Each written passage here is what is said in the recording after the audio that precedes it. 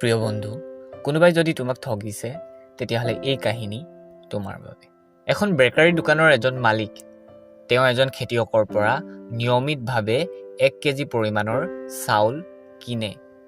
এবাৰ খেতিয়কজনে জোখত চাউল দিছে নে নাই বেকাৰীৰ মালিকজনে এয়া জুখি চোৱাৰ ইচ্ছা কৰিলে আৰু ইয়াৰ পাছত তেওঁ খেতিয়কজনে দিয়া সেই চাউলখিনি জুখি চালে। চাউলখিনি জোখাৰ পাছত বেকাৰীৰ মালিকজন আচৰিত হ'ল, কাৰণ তাত 1 কেজি চাউলৰ পৰিৱৰ্তে তাতকৈ কম পৰিমাণৰ চাউলহে আছিল।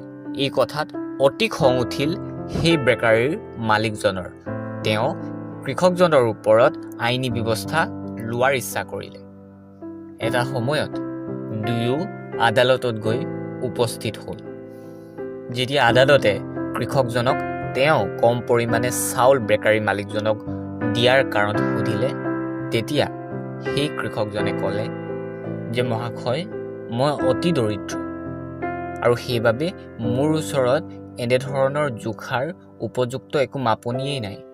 মাত্ৰ মোৰ ওচৰত এখন তোলাচনী আছে আৰু সেই তোলাচনীখনত দিবলৈ মোৰ ওচৰত উপযুক্ত জোখৰ দগাও নাই। তেতিয়া আদালতে কৃষকজনক সুধিলে যে তেতিয়াহ'লে আপুনি কেনেধৰণে জোখে? তেতিয়া কৃষকজনে ক'লে যে মহাশয়, এই যিজন বেকাৰীৰ দোকানী তেওঁৰ পৰা মই নিয়মিতভাৱে ব্ৰেড কিনো।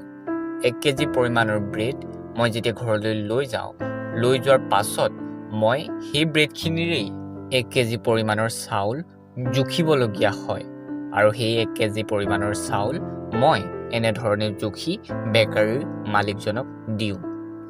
এই কথা শুনি সকলো আচৰিত হ'ল, কাৰণ ইয়াৰ পাছত এয়া স্পষ্ট হৈ গৈছিল যে বেকাৰীৰ মালিকজনে যদি কমকৈ চাউল পাইছিল, ইয়াৰ একমাত্ৰ কাৰণ আছিল তেওঁ নিজেই।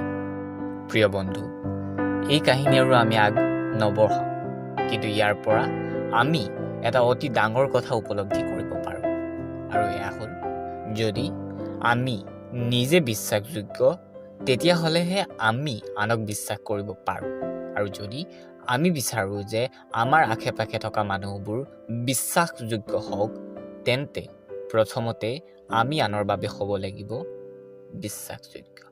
নহ'লে আমাৰ অৱস্থাৰো সেই বেকাৰীৰ মালিকজনৰ দৰেই হ'ব।